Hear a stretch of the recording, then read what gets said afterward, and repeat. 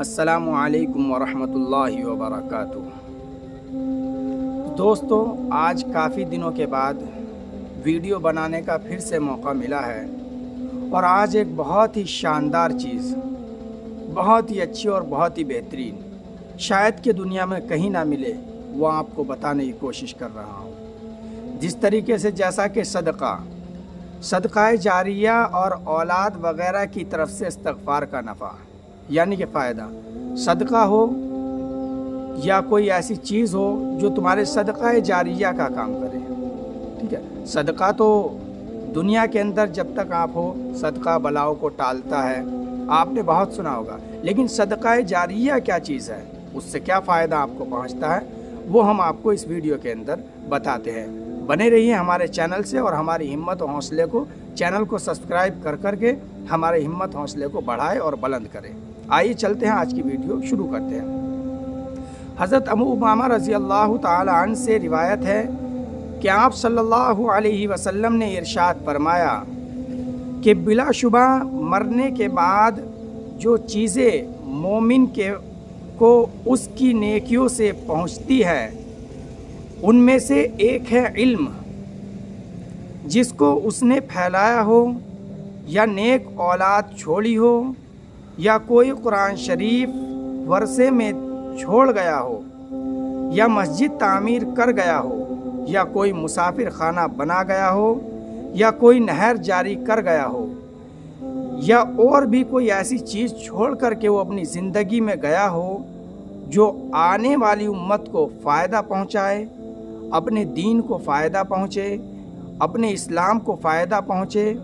اپنی قوم کے لیے کوئی ایسا کام کر گیا ہو جس کے ذریعے اس کا فائدہ پہنچے،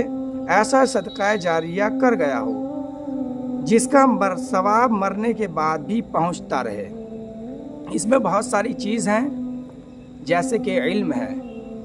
علم یعنی کہ اپنے آپ خود پڑھا ہو، عالم ہو یا حافظ ہو یا قاری ہو،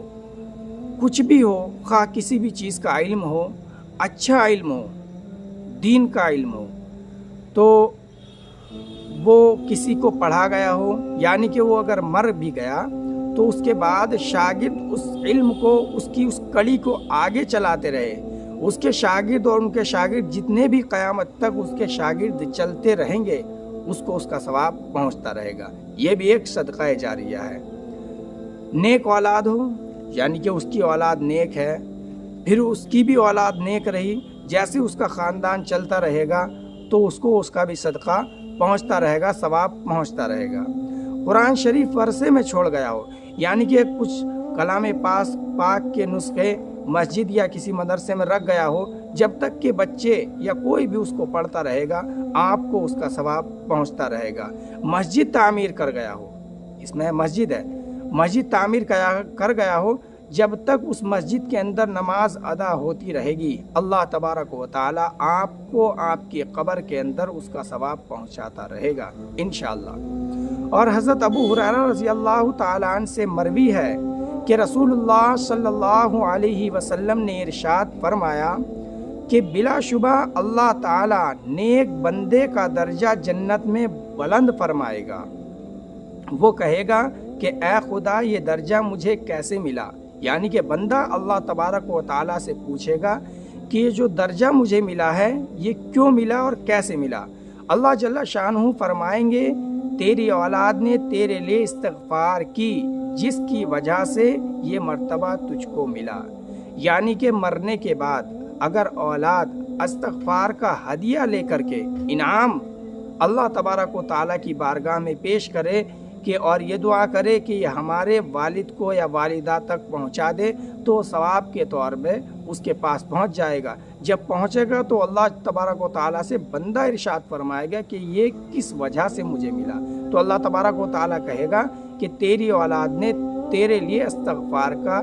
انعام پہنچایا ہے، یا قرآن شریف وغیرہ پڑھ کر بھی پہنچا دے تو اس کا بھی انعام اللہ تبارک و تعالیٰ اس بندے تک پہنچا دیتے ہیں۔ ایک روایت میں ہے کہ قیامت کے روز بعض آدمیوں کے ساتھ پہاڑوں کی برابر نیکیاں ہوں گی،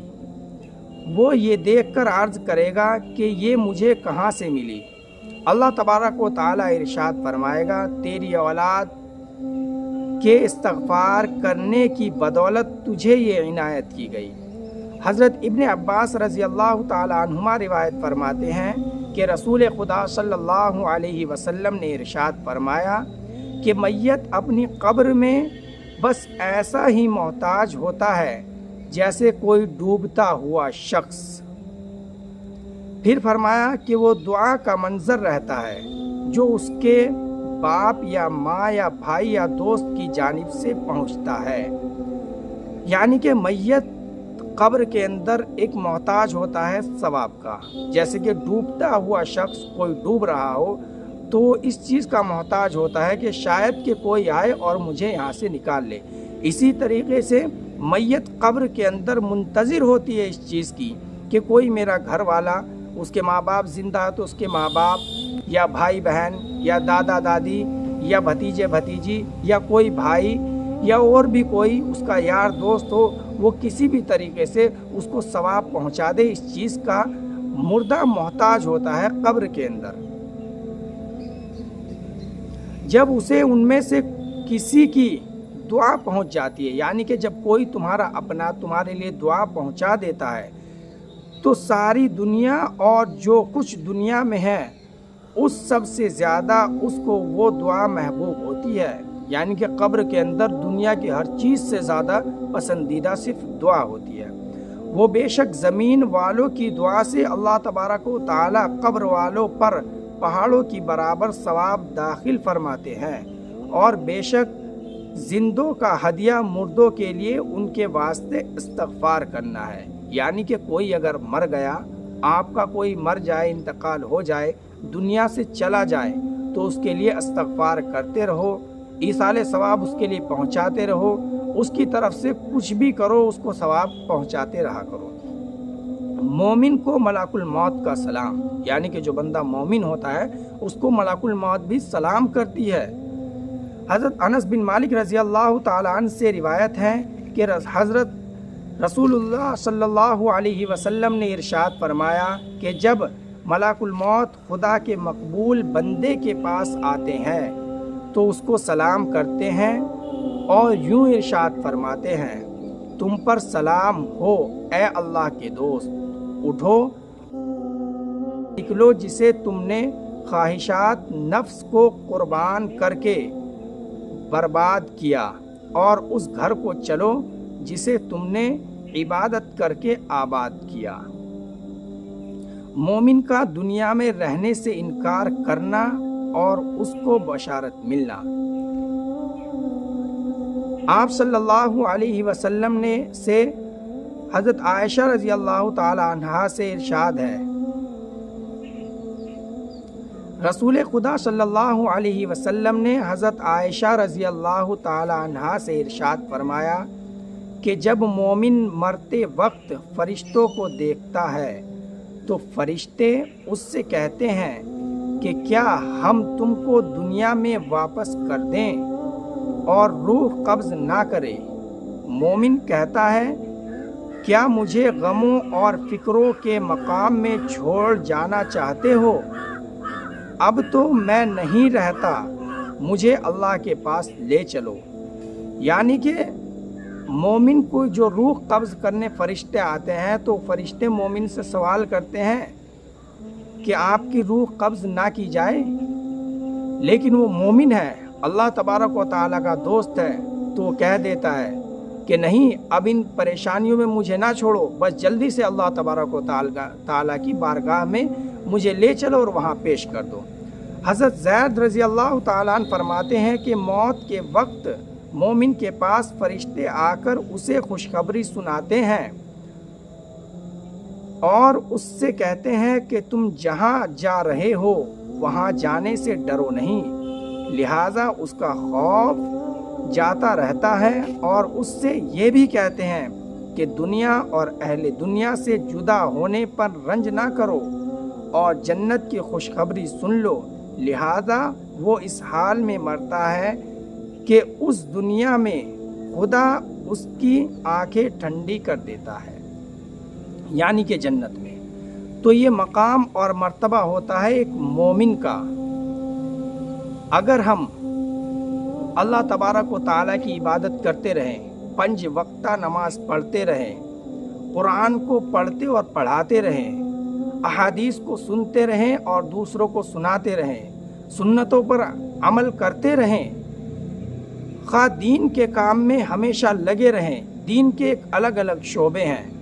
کوئی سے بھی شعبے میں، سارے شعبوں میں ہوں یا کوئی سے بھی شعبے میں ہوں، آپ کو جو فرض ہیں وہ تو ادا کرنے ہی ہے، جو سنتیں ہیں وہ بھی ادا کرنی ہے، لیکن قرآن پڑھنا ثواب ہے، وضو کرنا بھی ثواب ہے۔ جو دنیا کی چیزیں سے ہٹ کر کے دین کے کام ہیں اس کے اندر لگے رہو اور اللہ تبارک و تعالیٰ کے قریب ہو جاؤ۔ اس کا بہت ہی آسان طریقہ یہ ہے، میں لوگوں کو ویسے بھی سمجھاتا ہوں کہ آپ شام کے وقت سونے سے پہلے ہر چیز کا، جیسے کہ لوگ اپنی دکان کا، اپنی کھیتی کا، اپنے کاروبار کا حساب جوڑتے ہیں، تو سبھی مومنوں کو، مسلمانوں کو چاہیے کہ سونے سے پہلے ایک بار اپنے سارے اعمال دیکھے، صبح سے لے کے شام تک کے جو ظاہری اعمال ہے، باطنی کو تو خدا کے اوپر چھوڑ دے، ظاہری اعمال اپنے دیکھیں اور اس میں یہ دیکھیں کہ ہمارے نیک کام زیادہ ہیں یا برے کام زیادہ ہیں، ہم نے آج ثواب زیادہ کمایا یا گناہ زیادہ کمایا۔ اگر ثواب کم ہے اور گناہ زیادہ ہیں تو ان کو استغفار پڑھ کے، نفلیں پڑھ کر، توبہ کر کے اپنے ثواب کو زیادہ کر لو، اپنے ثواب کا پلہ ہمیشہ زیادہ رکھو۔ اور ثواب زیادہ ہے تو پھر بھی بہت سارے کچھ وظیفے ہیں، جیسے کہ کلمہ ہے، آیت کریمہ ہے، استغفار ہے، ان چیزوں کا معمول بنا لیں اور زیادہ سے زیادہ ثواب حاصل کریں، تاکہ کل قیامت کے دن اللہ تبارک و تعالیٰ کے سامنے پیش ہو تو ہمارے پاس نیکیوں کا ایک پہاڑ ہو، بہت پہاڑ کی برابر کے ہم